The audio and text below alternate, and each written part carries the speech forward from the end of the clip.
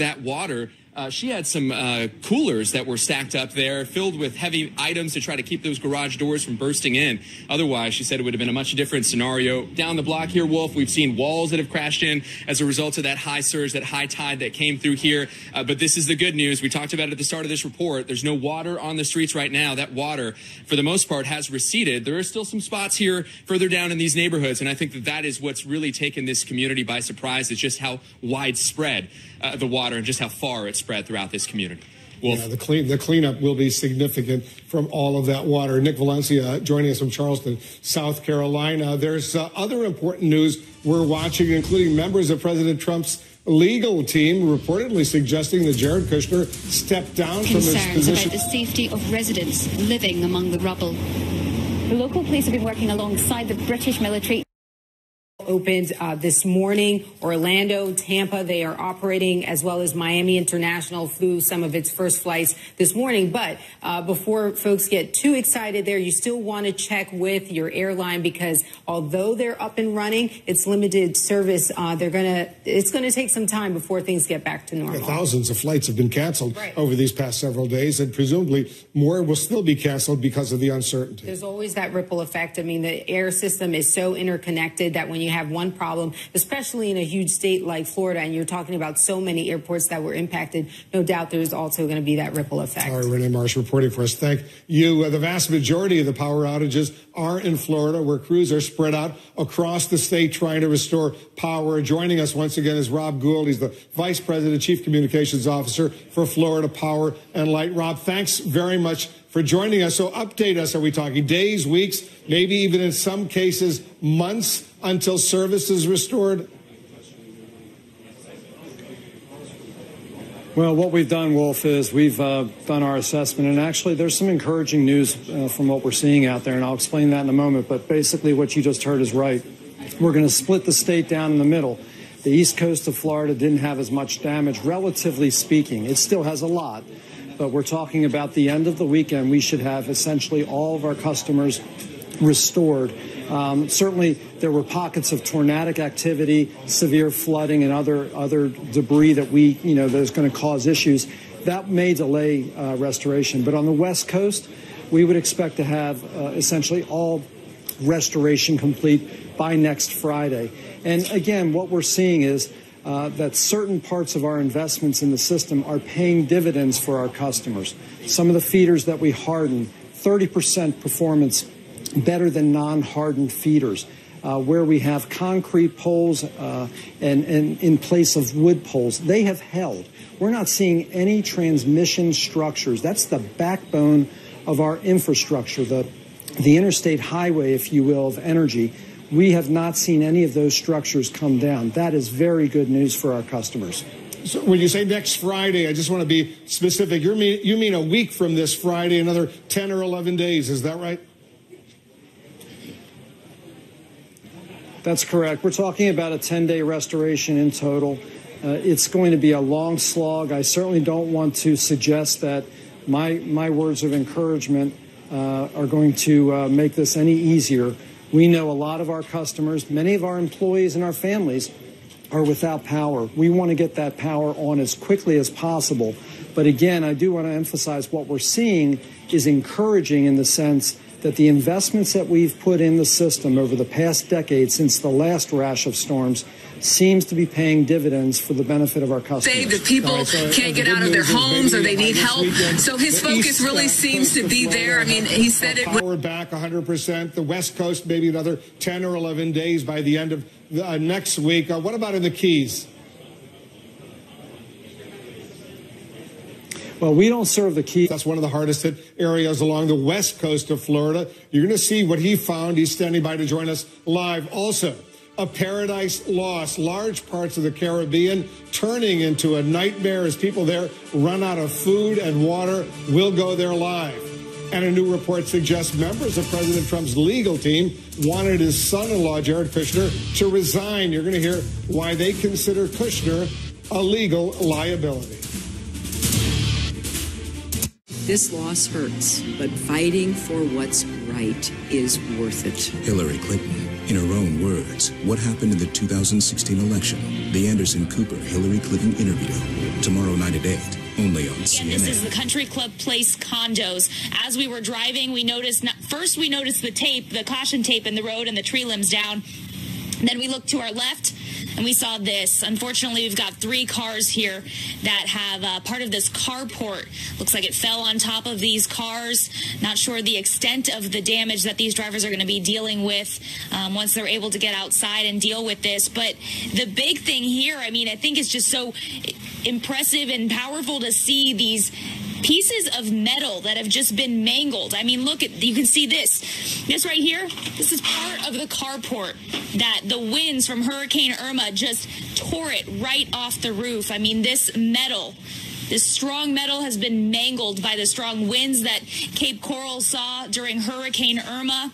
Hey, Ben, let's see if we can walk around the front of this car, and you can really start to see the destruction, the devastation of this carport here falling, unfortunately, on 3 cars. Thankfully, it looks just like some scratches and stuff like that on the cars. It doesn't look like any glass was broken, but this is some of the destruction that homeowners in Cape Coral are going to be dealing with for the next few days. But again, part of Country Club Boulevard. We are by the Country Place apartments, Country Place condos. This part is blocked off, so definitely keep that in mind. We have power lines in the road, and we've got limbs in the road too. I'll send it back to you guys in the studio. All right, thank you very much, Brooke. I'm going to take you to some video out of Everglades City. This was shot before 8 o'clock this morning. Another aerial view where we can see the extent of all of that flooding there.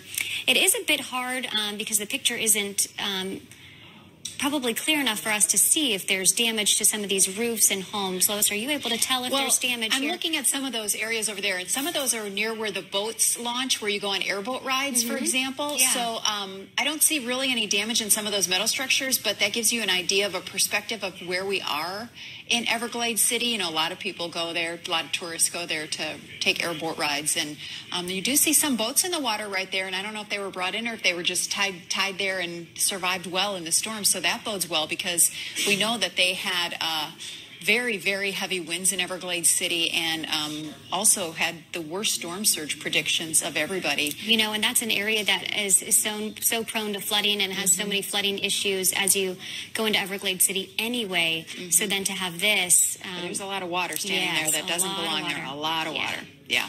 Let's go to some more flooding pictures. These are flooding pictures in Fort Myers. Now, this is right near downtown. You see the bridge? That's the Edison Bridge, the approach. This is why this was shut down for so long, because it's just not possible for most cars to get through. They're very dangerous. They didn't know what kind of debris was under that water. And so this area was shut down to traffic for a long time today. But when we talked to Kirsten O'Donnell, who is the spokesperson for the city of Fort Myers, she said the water was starting to recede. So this was shot a little bit earlier. It is getting better, and the police had it blocked off. So hopefully that'll clear out within the next 24 hours or so. The good thing was you could see that traffic signal was working there. Yeah. Hey, some kids, they're making the best of it. He's rowing his boat gently down the road. That's now a river, but going out in the canoes and kayaks, and I'm sure we'll see a lot of kiddos because, like Jim said, it's kind of our equivalent of snow days. I know. Kids are out of school all week long. We don't want you going in the water because there will be a lot of critters, a lot of snakes in the water. It's not clean water. It's not clean, exactly. Yeah. Well, let's go to Lehigh Acres by Buckingham Airfield. And this was sent in by Matt Verbena. That is a plane that was on display at the airfield that just blew over, was tossed around, and landed on that car right next to that home. So plane is toast, and that car is probably heavily, heavily damaged. It is almost fortunate that the car was there and it didn't throw that plane right into that home. It actually stopped it. So if you want to look for a piece of good news, that's probably it. Silver lining there. The roof of a gas station, the Sunoco here, tipped over. This is on Littleton Road in North Fort Myers. We're seeing a lot of damage to the canopies over the gas pumps. A lot of the sheet metal ripped off, or in this case, the whole thing completely toppled over. I stayed in the bathroom. Me and my girlfriend Donna, we stayed in the bathroom in the hallways. It was, for 2 days, it was hell. You didn't know if you were going to make it or not. When the bigger gust came by, you could feel it like jumping, the floor jumping a little bit.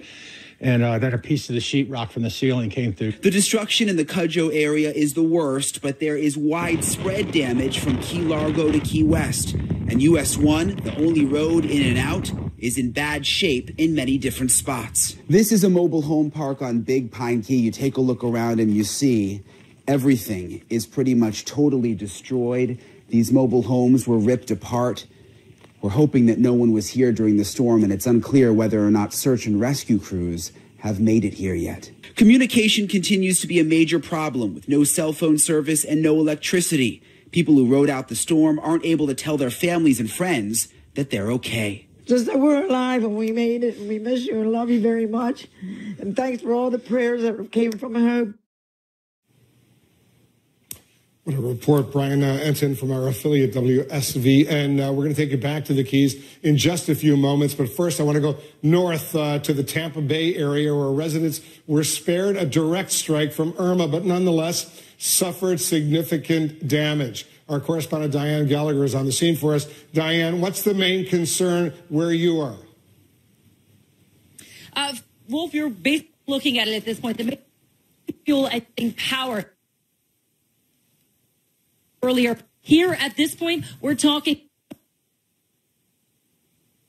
power at this point. So gas, because right now, most of them don't have gas because they don't have power to use this pump. So we're going to get back to Diane Gallagher. Unfortunately, the audio keeps coming in and out. We're going to fix that, get back to you, get back to her, and update you on what's going on as thousands and thousands of people see their homes now for the first time since the hurricane. What's the risk of them coming back into the destruction zone? Plus, the race to get power restored gets more desperate.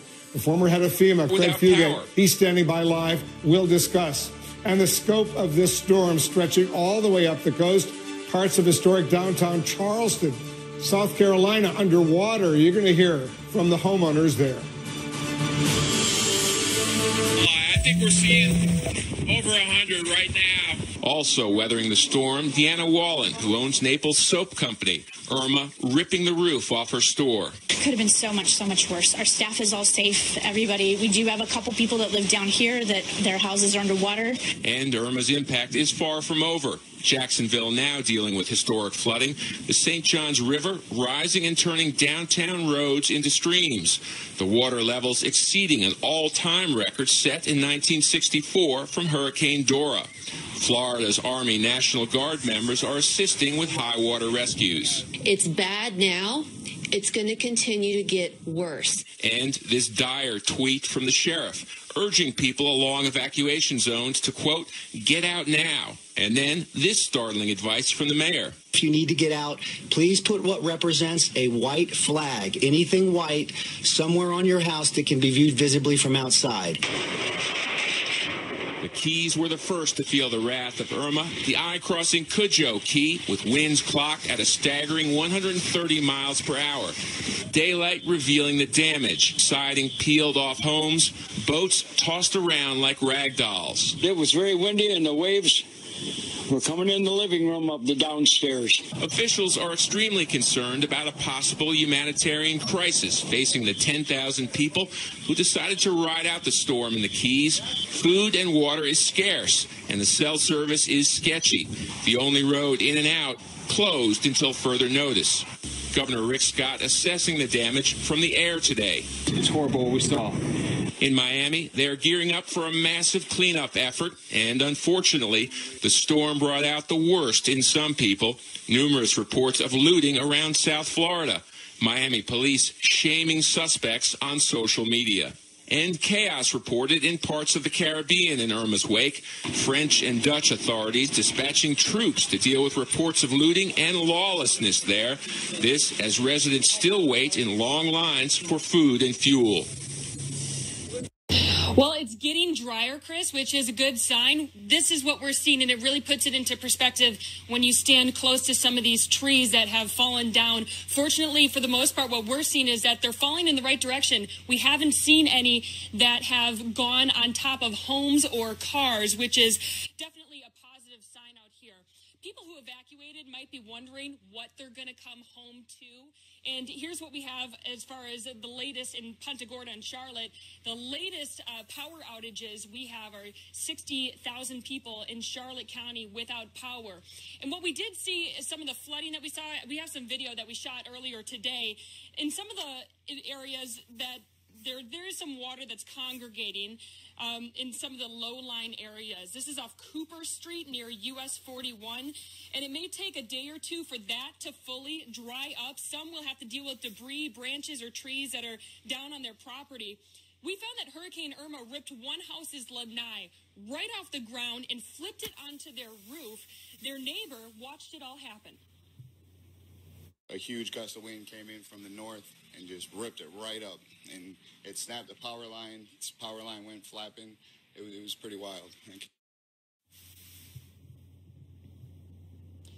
Two notes for people who are coming back into Punta Gorda tonight. Gas is available. We have spotted it around town, but there will be lines, so you can expect that. Also, when you're coming up to the intersections, a lot of them still don't have the lights going. So treat each intersection like a four-way stop. Reporting live in Punta Gorda, I'm Morgan Francis, Wink News now. All right. Yeah, we are at the Cape Coral Yacht Club, where pieces of wood like this are now scattered around the road. This wood belongs to that dock out there. That dock now virtually non-existent. It's now washed away after Hurricane Irma. And pieces of that dock, we have wood, sticks, branches now scattered around here, roughly 50 feet from where they originally started.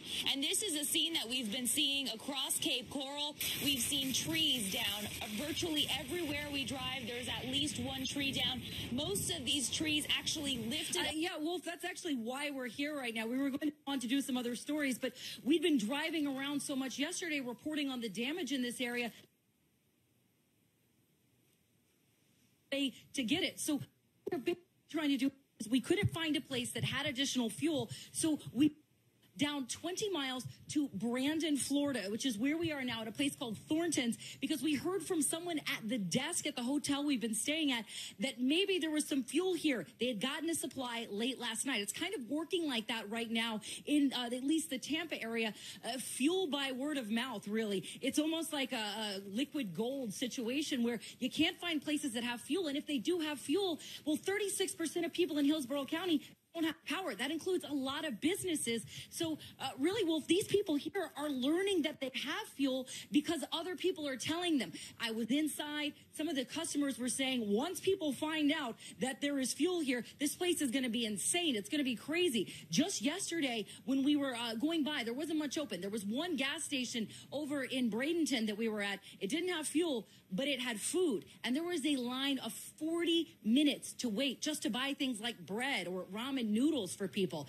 And so at this point right now, most of these people just trying to get some additional fuel, top off their cars in case they have to start going to work because there wasn't a significant amount of damage there. So their lives have to continue, even though we don't really have power for, nearly 40% of the county. And don't have fuel for almost everybody who's on the road right now. All right, Diane, thank you. Diane Gallagher reporting on the fuel shortage, which is so significant in huge parts of Florida right now. Outside of the Keys, one of the hardest hit areas of Florida was Naples, out on the west coast, just a few miles from where Irma made its second landfall. Damage can be seen all over town, and authorities are telling residents to boil their water until they can determine that the water supply is indeed safe. Our Ed Lavandera has been throughout the storm area for us. Ed, you just heard from the mayor of Naples, and you've got some breaking news on the cost of this recovery. Yeah, we just spoke with the mayor here, Bill Barnett. He tells us that the city has completed its initial damage assessment. And again, this is only for the city of Naples. They estimate so far some $100 million in damage, and the mayor expects that total to continue to go up. That includes the cleanup, wind damage repair, and those sorts of things. They have already started tabulating that. So a $100 million price tag in one small city alone. Yeah, that doesn't even take into account the rest of the areas in the much larger metropolitan-sized areas. And of course, the cleanup is a big issue, and also getting the power. That power restoration is really one of the things that is will start wearing on people rather quickly. We're here at one intersection on one of the main roads that cuts through Naples, and we can see here some of the crews that have already been working There are about 210,000 customers that need power here in Collier County, where Naples is. And last check we saw 186,000 people still need their power restored here. So that's a tremendous amount of work. Let's listen to a little bit more of what the mayor had to say in our conversation with him just a little while ago. From the immense cleanup to the buildings that were damaged. I mean, it's property damage, it's some structural damage, it's cleaning up flooding, it's, I mean, anything and everything that you can possibly think of goes into that. It'll be broken down, I mean, almost on a piece by piece.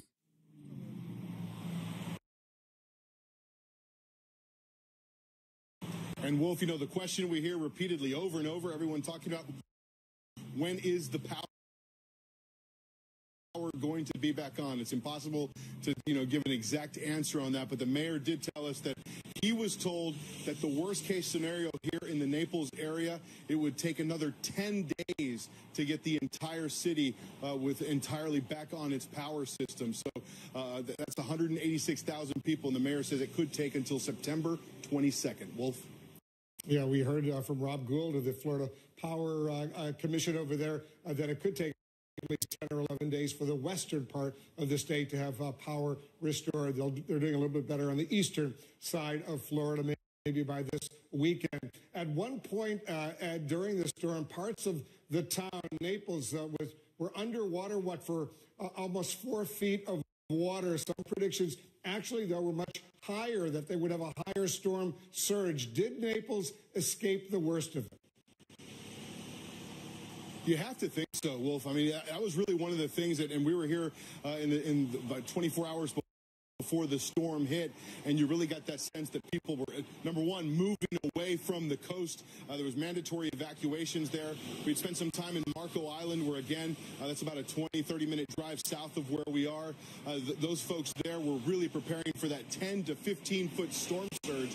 And the police chief on Marco Island told me yesterday that they really only saw 3 to 4 feet. Obviously, that is, you know, very welcome news. And he said on that particular island, one of the dramatic things they saw is that in a lot of the single-family homes on that island, the water was creeping up and came within 6 or 7 inches of flooding many homes there on the island. So since that storm surge didn't quite reach where it was predicted to reach, or where many people had feared it would reach, that those water levels didn't creep into the home. So, you know, folks here will take that. Those predictions might have been overblown, and you know, the experts will have to kind of go back and analyze why all of that happened. But they'll take that 3 to 4 foot storm surge, considering that the eye of the storm came right through here. Good point. Ed Lavandera in Naples for us. Ed, thank you. A big issue, a huge issue, as we've been reporting right now for the people of Florida. Power, about 3/4 of the state is without electricity as we speak. Joining us now, the former FEMA Administrator Craig Fugate. Craig, thanks so much for joining us. What do you think about this power outage that is affecting so many millions of people in Florida, and how do you fix it more rapidly? Well, it's what we told people ahead of time. I still don't have power, and not sure when I'm going to get it back. But the utilities are going to get power back on, I think, fairly quick for areas that just had wind damage. But the problem is going to be, as you get in the heavy hit areas where they're having to rebuild power lines, it takes longer. And then individual houses, can they take power, or is there too much damage? So they've got a lot of experience. This is a very large area without power. And outside the areas of heavy devastation, that's really driving the narrative today, is power outages and fuel shortfalls. As you know, Craig, a lot of people are trying to get back to their damaged or even destroyed homes. What are the risks involved? Well, right now, you know, part of it's going to be just gas on these routes to get back. And when you get there, most of these areas don't have power. Still a lot of cleanup to go. And that's why we're advising people, if you don't have to get back, stay where you're at, give it another day or two. But when you head back, you need to be prepared, because the likelihood is power is still going to be out in those hard-hit areas. And there's a short supply of gas. People want to fill up their cars. They may not be able to. How long is it going to take to get back to normal as far as gas fuel is concerned? Well, again, we get our fuel out of the ports, so as the ports are able to get open and start taking ships back in, it's getting those trucks back on the road. We're already seeing deliveries starting to take place. It's going to take a couple of days to get up to meeting the demand, but gas is now flowing, so I think if people have some patience for the next couple of days, things will gradually improve. That's why, again, if you can stay another day or two where you're at and you're safe, you're probably better off, and it also gives the system time to get fuel in those stations to meet the demand as people head home. You're the former FEMA administrator. Craig, put on your FEMA hat, your old FEMA hat. What is the #1 priority for FEMA right now? Well, support in the state is really starting to get an assessment on damaged and destroyed homes and looking at what the housing needs are going to be. I think power and fuel will get resolved with the state leadership. But I think where FEMA is really going to have to play a role supporting the state is now going to be what kind of temporary housing assistance is going to be required across the areas that were hard hit. Craig Fugate, as usual, thanks very much for joining us. Thank you. We're going to have much more on the devastation in Florida right now. Also, a new report suggests members of President Trump's legal team. In from St. Johns River. It's about 3 o'clock in the afternoon, and it is still very windy. Most of the city is without power. You can hear security alarms going off. And many of these businesses behind me, hotels, surrounded by water. And officials say the situation here is not going to get any better. It's actually going to get worse because of high tide. We are in rescue mode right now. Mayor Lenny Curry says people most at risk were told to leave Wednesday. Ma'am, are you okay? More than 100 people were rescued from their homes today within 2 blocks. In St. Johns County, southeast of Jacksonville, several properties could not withstand the over 80-mile-per-hour wind gusts that toppled over this beach house. Downed trees and power lines are also putting people like Donna Mount in danger. When did this tree fall down? Probably around 3:30 this morning. We heard a bang, and I opened the back door and thought, oh my gosh, it was just right on our deck here. The water has definitely started to recede since we've been here, but officials warn they expect these floodwaters to rise and to fall gradually over the next several days. DeMarco? Tarika, the flooding in Jacksonville was expected at least to a point. Before the storm hit, the city urged voluntary evacuations of low-lying areas. Looking at conditions now, would you say Irma's impact surpassed what officials expected? Absolutely. I mean, the mayor put it best when he said this was Category 3 storm surge in a tropical storm. So we're talking about a community that had not seen storm surge like this since 1864. Earlier in the morning, they thought this was the worst since Dora, which was in 1964. But they did more research, and they realized that the city hasn't seen that sort of storm surge in well over 100 years. So they were prepared in terms of knowing things could get bad, and they did do those voluntary evacuations on Wednesday. But the mayor said those areas like around the St. Johns River, the communities that were more than likely going to flood or have extreme damage, they asked those people to evacuate on Friday. So they feel like they gave folks a heads up on the voluntary side, saying, hey, this is looking kind of bad. You should probably get out Wednesday. But then they made those evacuation orders mandatory on Friday. So now here we are. They're still rescuing people. The mayor, as you heard in the piece, said we are in rescue mode. And he said that this is something that they could be dealing with for the next several days. And they're almost prepared to deal with this sort of flooding for up to the next week. Oh, my, and that's a long time there. You talked about rescues there. In your piece, you said more than 100 people were rescued Monday. What more can you tell us about the rescue operations in the city? That is the main focus of the mayor. He's more concerned about making sure lives are saved, if people can't get out of their homes or they need help. So his focus really seems to be there. I mean, he said it when we did our interview with him today. Rescue is our mission. We don't want any lives lost. This is a terrible situation that they're dealing with when you're talking about floodwaters and people being unable to leave their home or needing assistance. So they're focused on that, as well as trying to get the city back up and running again. But even though this is a certain small portion of the city, this is not all of Jacksonville, obviously, it affects many people who live and work in this area. And Jericho, final question for you. You talked about this. The flooding could continue for about a week as the storm surge persists and tides rise and fall. What concerns are you hearing from the people of Jacksonville moving forward? Many concerns that we even heard in Houston, as you recall, with when they're going to be able to get back into their homes. Obviously, the devastation not as intense as it was in Houston here. But whenever you're dealing with people who have a way of operating in a certain normalcy, if you will, and it gets thwarted because of a storm, well, then there are questions about when they're going to get back to work, when their children are going to go back to school. But most importantly, of course, in the places that are most at risk, it's about making sure people are safe. Once the safety factor is under control, then it becomes how much damage do we have to the property? How long will it take for me to get back into my home? What sort of damage am I looking at? And those sort of things. But of course, you know, the first and foremost, most important issue in any storm or hurricane that I've ever covered has always been making sure that people are safe. Yeah, safety is always top. And not only that, the convenient far out they and wide, use by impacting painting 9 everybody states with the most one way or disgusting, another, by the even way, as a outside of tropical child storm that molester brought and torrential murder, rain to is there South anything worse to Carolina. call someone Some of than the a states in racist? downtown By using Charleston that, look like it's their effort canals to with rescue distract crews away using and boats to get constantly, around. as I always Our say, the correspondent Nick liberals don't Valencia run on is in anything. All they Charleston have is for us. making you Nick, has the believe. water receded at all? Well, this is the first time in hours that we're not standing in it. It's the first time in hours a lot of people are emerging from their homes to check out exactly what happened last night. This is the Battery. For those familiar with Charleston, you're familiar with this site. This is beautiful water, a beautiful site to this city. But yesterday, it was filled with whitecaps. That storm surge made people board up their homes.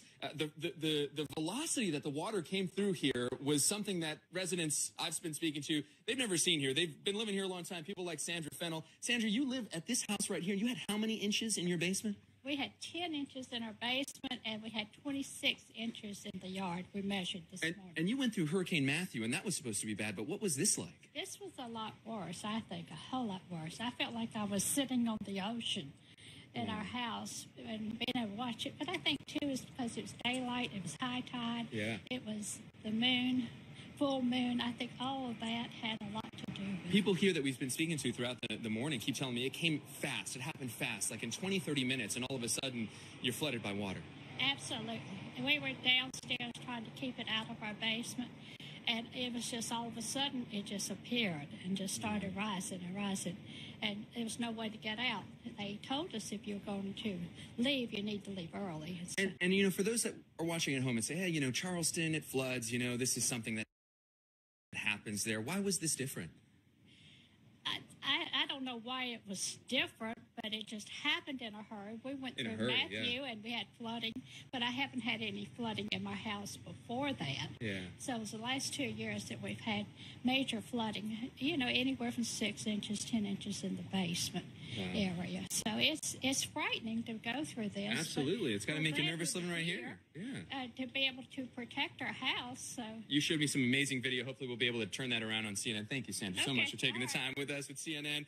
Just some amazing video from her garage. The garage doors were basically, it looked as though they were breathing. They were being swelled with water and pushed with such a force of that water. She had some coolers that were stacked up there, filled with heavy items to try to keep those garage doors from bursting in. Otherwise, she said it would have been a much different scenario. Down the block here, Wolf, we've seen walls that have crashed in as a result of that high surge, that high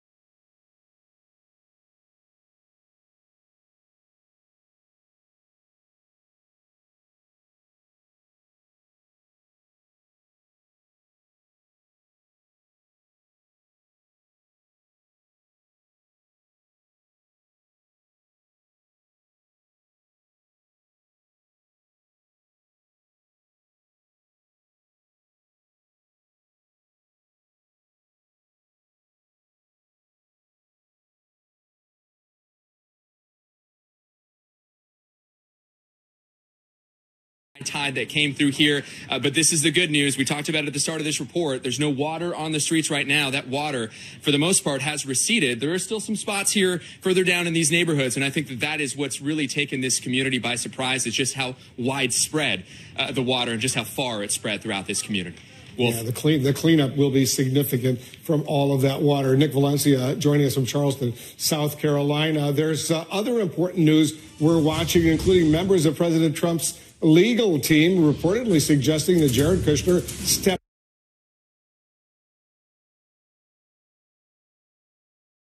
down from his position. Concerns about the safety of residents living among the rubble. The local police have been working alongside the British military day and night to try to round up a number of criminals who escaped from a prison.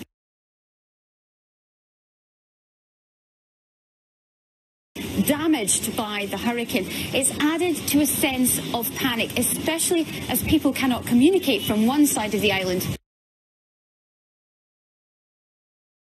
to the other.